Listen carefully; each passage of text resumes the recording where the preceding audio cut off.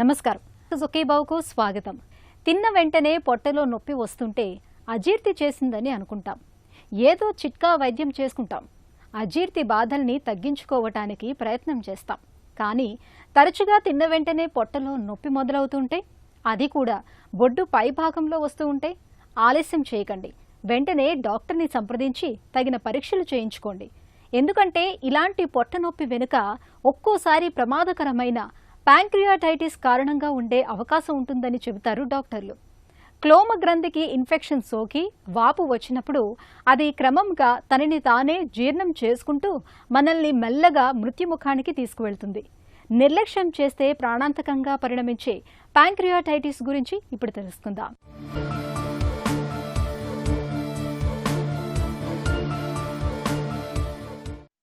Sugar జబ్బు గురించి మనకు పరిచయం అక్కర్లేదు, అందరికీ తెలిసిందే. మరి ఈ షుగర్ జబ్బుకు మూలమేమిటో తెలుసా? ఇదిగో ఇక్కడ చూపుడు వేలు ఆకారంలో చిన్న సైజు బొమ్మ తుపాకీలాగా కనిపిస్తోంది. ఈ అవయవమే క్లోమ గ్రంథి. పరిమాణంలో చిన్నగా ఉన్న పనుల్లో మాత్రం పెద్దన్నే. రక్తంలో చక్కెర శాతాన్ని ఎప్పటికప్పుడు సమతూకంలో ఉంచడానికి అవసరమైన ఇన్సులిన్ హార్మోన్ను ఇది విడుదల చేస్తూ ఉంటుంది. ఇన్సులిన్ ఉత్పత్తి ఏమాత్రం తగ్గినా లేదా పెరిగినా మనం షుగర్ బారిన పడ్డట్టే. ఒక్క ఇన్సులిన్ ఉత్పత్తి మాత్రమే కాదు, మనం తిన్న ఆహారంలోని కొవ్వు పదార్థాలను జీర్ణం చేయడంలోనూ క్లోమగ్రంథి పాత్రే కీలకం. అయితే ఏ కారణంగానైనా ఈ క్లోమగ్రంథి నాళంలో అడ్డంకులు ఏర్పడినప్పుడు క్లోమరసం బయటకు రాకుండా లోపలే నిలిచిపోతుంది. అలాంటప్పుడు క్లోమగ్రంథిలో వాపు వచ్చి సమస్యలు మొదలవుతుంటాయి. ఈ రకమైన సమస్యను ప్యాంక్రియాటైటిస్ అని పిలుస్తారు డాక్టర్లు. ప్యాంక్రియాస్ అనేది మన శరీరంలో వెనకాల భాగంగా, అంటే మనకి వెన్నుముకకి కొంచెం ముందుగా పెరిటోనియంకి వెనకాల భాగంలో ఉండే ఒక ఆర్గాన్. సో ప్యాంక్రియాస్ అనే లిటరల్ మీనింగ్ మాట్లాడితే ఆల్ ఫ్లెష్ అని మీనింగ్. ఆల్ ఫ్లెష్ అంటే చాలా స్మూత్గా, చాలా సాఫ్ట్గా ఉండే ఒక గ్లాండ్. ఈ ప్యాంక్రియాస్కి చాలా చాలా చాలా ఫంక్షన్స్ ఉన్నాయి మన బాడీలో. ఎస్పెషలీ ముఖ్యంగా చెప్పాలంటే ఎంజైమ్స్ సెక్రీషన్ అంటే ఎగ్జోక్రైన్ ఫంక్షన్, ఎండోక్రైన్ ఫంక్షన్ అని 2 ఫంక్షన్స్ ఉంటాయి. సో ఎగ్జోక్రైన్ అంటే ఎంజైమ్ సెక్రీషన్. ఎంజైమ్స్ ఏంటివి? మనకి డైజెషన్ వల్ల మనం తినే ఆహారం మంచిగా డైజెస్ట్ అవ్వాలి అంటే దానికి సెక్రీట్ దానికి కావాల్సిన ఎంజైమ్స్ అన్నీ కూడా చాలా వరకు ప్యాంక్రియాస్ ద్వారానే సెక్రీట్ చేస్తుంది. మన స్టమక్లో ఏదైతే యాసిడ్ ఉంటుందో ఆ యాసిడ్ న్యూట్రలైజ్ చేసేదానికి బైకార్బోనేట్ ఇవన్నీ కూడా ఎక్కువగా ప్యాంక్రియాస్ సెక్రీట్ చేస్తుంది. ఈ ప్యాంక్రియాస్ నుంచి వచ్చే ఎంజైమ్సే మనకి ప్రోటీన్ డైజెషన్ కానీ, కార్బోహైడ్రేట్ డైజెషన్ కానీ, ఇంకా ఫ్యాట్ ఎమల్సిఫికేషన్ కానీ ఇవన్నీ కూడా ప్యాంక్రియాస్ నుంచి వచ్చే ఎంజైమ్స్ ద్వారానే మనకి వీలవుతుంది. సెకండ్ ఫంక్షన్ వచ్చేసి ఎండోక్రైన్ ఫంక్షన్ అంటే ఈ హార్మోన్స్ రిలీజ్ చేస్తుంది. హార్మోన్స్ అనేవి నేరుగా బ్లడ్లోకి వెళ్తాయి, ఎంజైమ్స్ అనేవి నేరుగా ఇంటెస్టైన్స్లోకి వెళ్తాయి. సో ఈ హార్మోన్స్ ఏవైతే బ్లడ్లోకి రిలీజ్ చేస్తుందో వాటి ద్వారా మన బాడీ ఒక మెటబాలిజంని కంట్రోల్ చేస్తుంది. ఎస్పెషల్లీ గ్లూకోజ్ మెటబాలిజం అంటే మన ఇన్సులిన్ అనే హార్మోన్ ఏదైతే ఉందో అది 100% ప్యాంక్రియాస్ నుంచి ఉత్పత్తి అవుతుంది.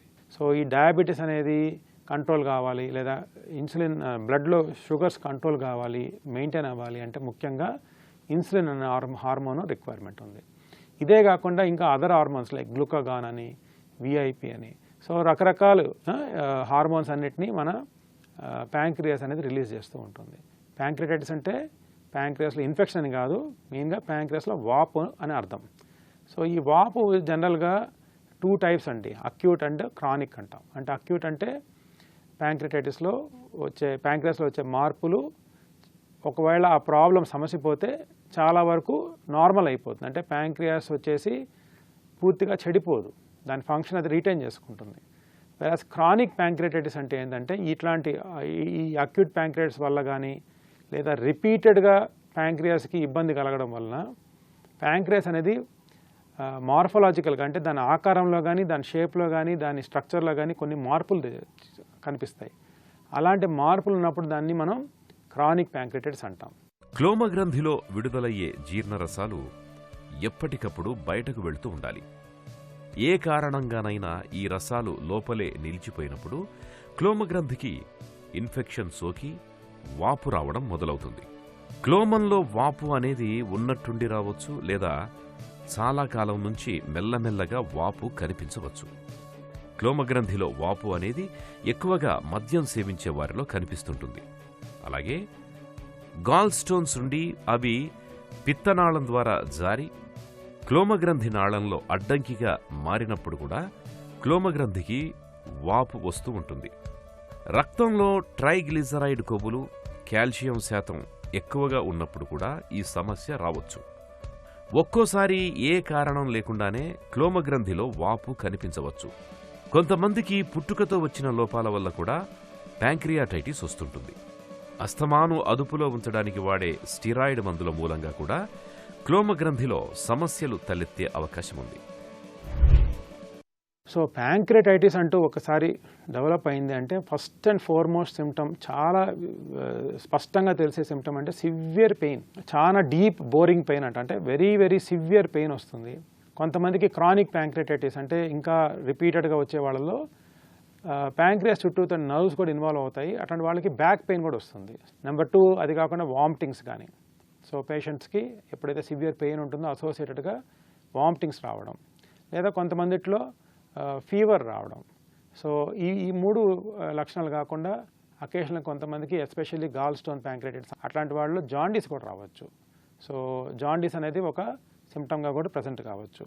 సో ఈ 3 ఏవైతే మనకి చెప్పుకున్నామో అక్యూట్ ప్యాంక్రియాటైటిస్లో ఎక్కువగా కనిపిస్తాయి. వెరాజ్ క్రానిక్ ప్యాంక్రియాటైటిస్ విషయానికి వస్తే పెయిన్ అనేది back pain, pain radiating back అంటాం. అంటే రేడియేషన్ టు బ్యాక్ అంటే వెనక భాగానికి ఎక్కువగా, వెన్ను భాగానికి ఎక్కువగా నొప్పి అనేది తెలుస్తూ ఉంటుంది. అదే కాకుండా వీళ్ళలో డయాబెటీస్ అనేది చాలా కామన్గా ఉంటుంది. లేదా ఒక్కోసారి పేషెంట్స్కి వాళ్ళకి అర్థమవుతుంది మోషన్లో ఆయిలీగా పోతుందని. ఆయిలీగా అంటే మనం తినే ఆహారంలో ఆయిల్ ఉంటుంది కదా, ఆయిల్ అనేది జీర్ణం కాదు, అరగదు. సో వాళ్ళ మోషన్లో కూడా ఆయిలీగా నూనెగా ఉంది నా మోషన్ అని చెప్తారు. సో ఇటువంటిది ఒక లక్షణంగా కనిపించవచ్చు. లేదా వెయిట్ లాస్. సో మనకి ఎప్పుడైతే సరైన పోషకాలు అందవో, ప్యాంక్రియాస్ సరిగ్గా పనిచేయకపోవడం వలన వాళ్ళకి తెలియకుండానే గ్రాడ్యువల్గా వెయిట్ లాస్ వస్తుంది. అండ్ అన్కంట్రోల్ డయాబెటీస్ వల్ల కూడా వెయిట్ లాస్ వస్తుంది. సో ఇవన్నీ కూడా మనం ప్యాంక్రియాటైటిస్ యొక్క లక్షణాలుగా చెప్పుకోవచ్చు. కంచే చేను మేసిందన్న సామెత మనకు తెలిసిందే. ప్యాంక్రియాటైటిస్ను మనం ఇలాగే చెప్పుకోవచ్చు. ఇన్ఫెక్షన్ మూలంగా క్లోమగ్రంథి తనలో తానే కరిగిపోతూ చివరికి మన ప్రాణాలకు ఎసరు పెడుతుంటుంది. క్లోమగ్రంథికి ఇన్ఫెక్షన్ సోకడానికి చాలా వరకు మద్యపానం, గాల్ స్టోన్స్ కారణమవుతూ ఉంటాయి. నిర్లక్ష్యం చేస్తే ప్రాణాంతకంగా పరిణమించే ప్యాంక్రియాటైటిస్ గురించి మరిన్ని వివరాలను ఇప్పుడు తెలుసుకుందాం. క్లోమగ్రంథిలో వాపు భస్మాసుర హస్తం లాంటిది. వాపు తీవ్రమవుతున్న కొద్దీ క్లోమరసాలు తమని ఉత్పత్తి చేసిన క్లోమగ్రంథినే జీర్ణం చేస్తూ పోతాయి. వాపు మొదలైన తొలి దశలో బొడ్డు పైభాగంలో తరచూ తీవ్రమైన నొప్పి వస్తూ ఉంటుంది.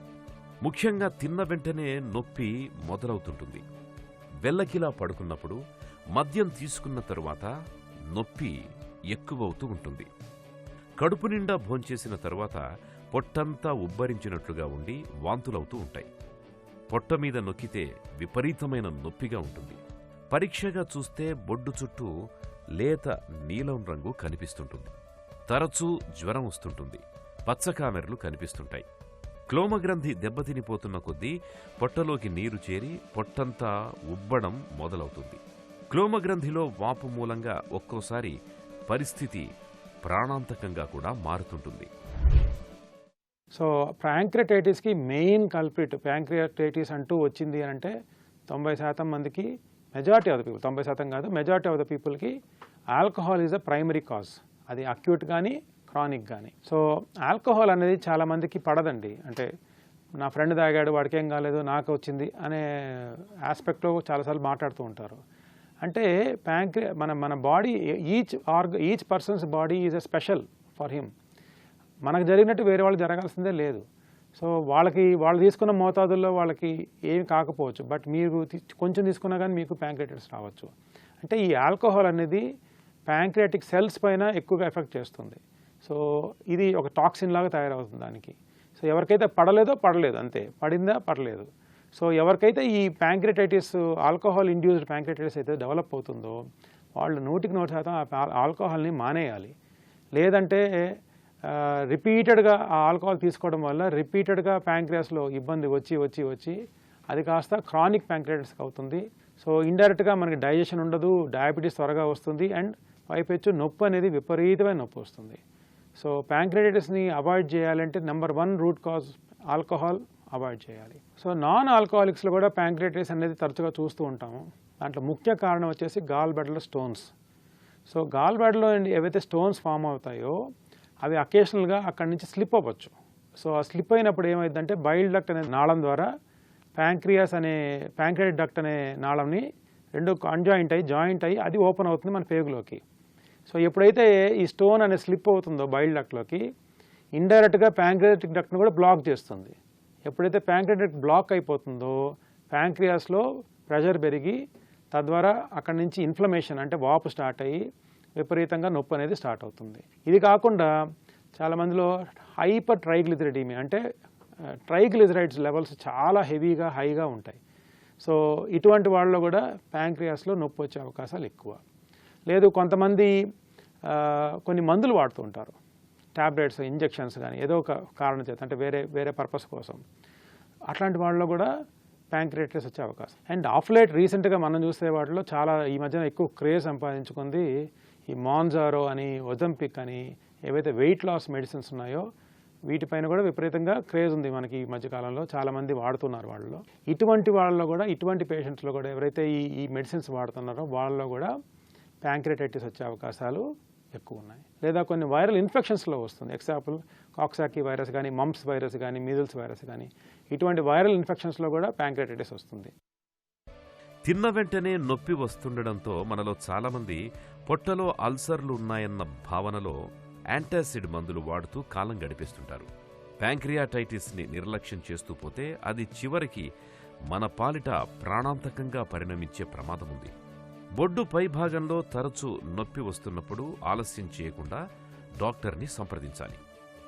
ఇలాంటప్పుడు సీరం ఎమైలేజ్ అనే రక్త పరీక్ష ద్వారా క్లోమగ్రంథి పనితీరును తెలుసుకోవచ్చు.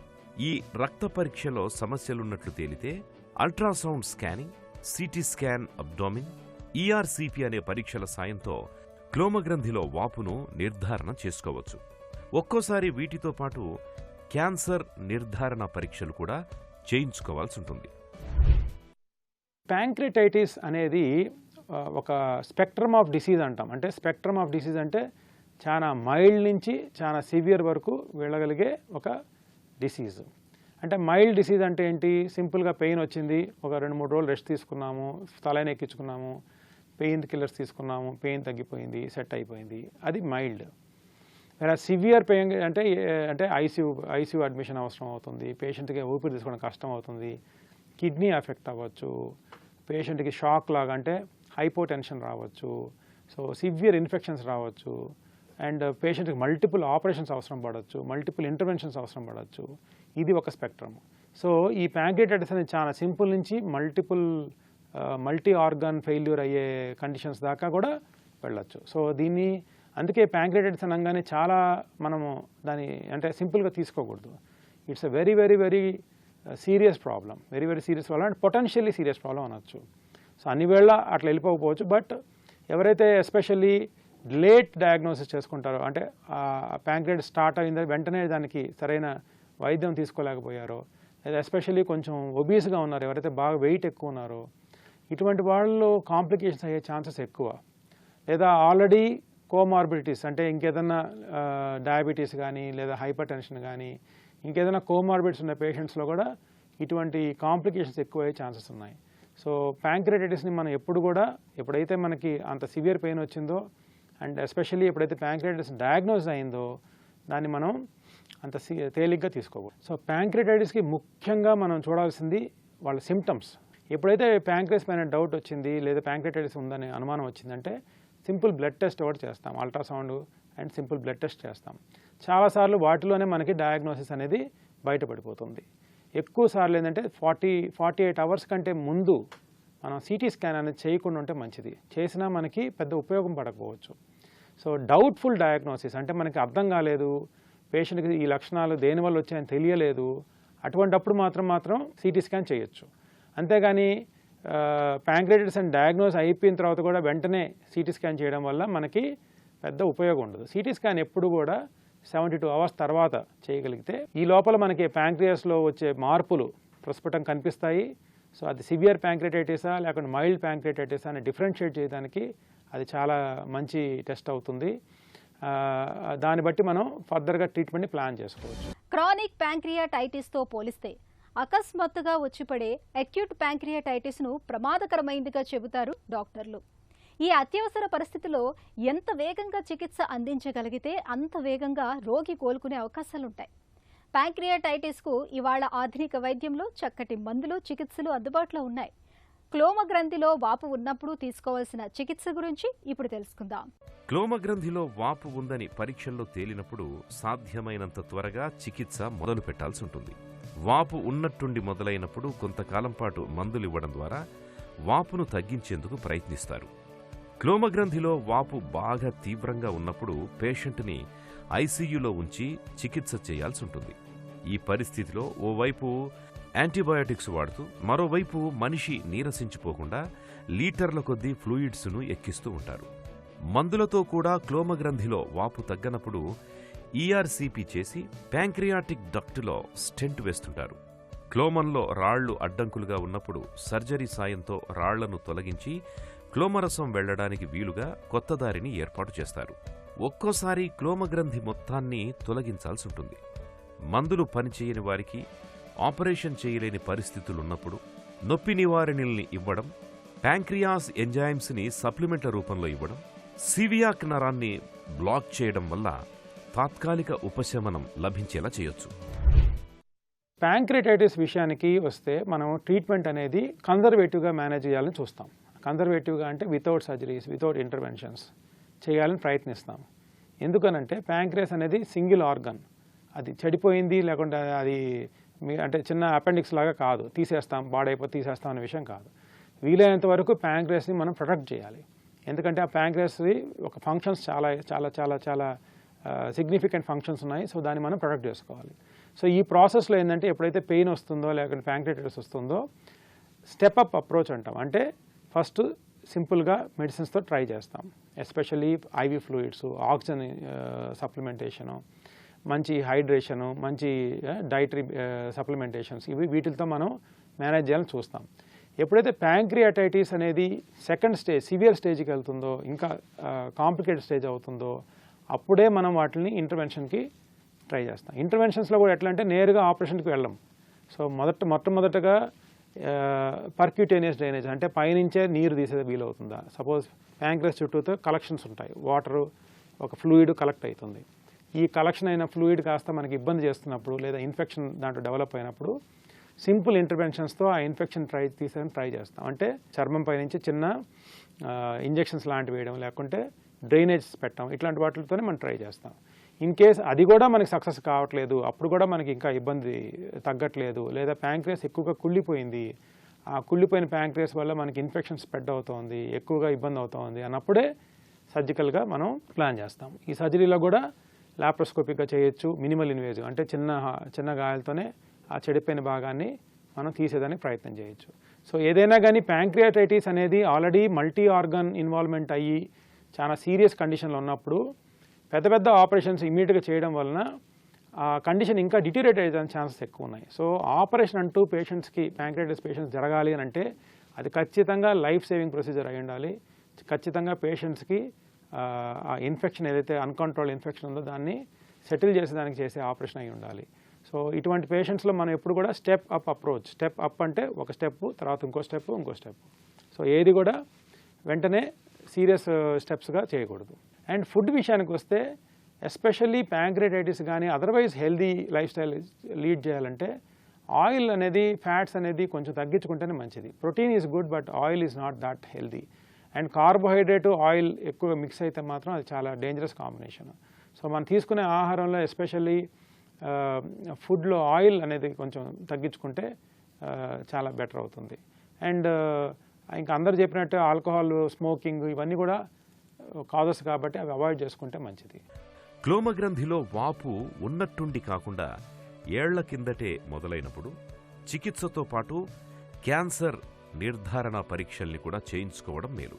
ఎందుకంటే క్రానిక్ ప్యాంక్రియాటైటిస్ కేసుల్లో కొంతమందికి క్యాన్సర్ ముప్పు కూడా ఉంటుంది. క్యాన్సర్ జాడలు, ఆనవాళ్లు ఏమీ లేవని తేలితే నిశ్చింతగా ఉండొచ్చు. క్లోమగ్రంథిని ఆరోగ్యంగా ఉంచుకోవడానికి ఆరోగ్యకరమైన ఆహారపు అలవాట్లను పాటించడం, మద్యపానం వంటి చెడు వ్యసనాలకు దూరంగా ఉండడం ఒక్కటే పరిష్కారం. తిన్న వెంటనే పొట్టలో నొప్పొస్తున్నప్పుడు నిర్లక్ష్యం చేయకుండా తగిన వైద్య పరీక్షలు చేయించుకోవాలి. పిత్తాశయంలో రాళ్లున్నట్లయితే వెంటనే సర్జరీ చేయించుకోవడం ఉత్తమం. ఈ జాగ్రత్తలు క్లోమగ్రంథిని చక్కటి ఆరోగ్యంతో ఉంచుతాయి. క్లోమగ్రంథిలో వాపు, ఇన్ఫెక్షన్లను నివారించుకోవటం పూర్తిగా మన చేతుల్లోనే ఉంది. ముఖ్యంగా మితిమీరిన మద్యపానం ఎంత మాత్రం మంచిది కాదు. అలాగే గాల్ స్టోన్స్ ఉన్నప్పుడు వెంటనే వాటికి చికిత్స తీసుకోవాలి. తిన్న తర్వాత పొట్టలో నొప్పి, అది కూడా బొడ్డు పై భాగంలో నొప్పి వస్తున్నప్పుడు ఆలస్యం చేయకుండా వెంటనే తగిన వైద్య సాయం పొందాలి.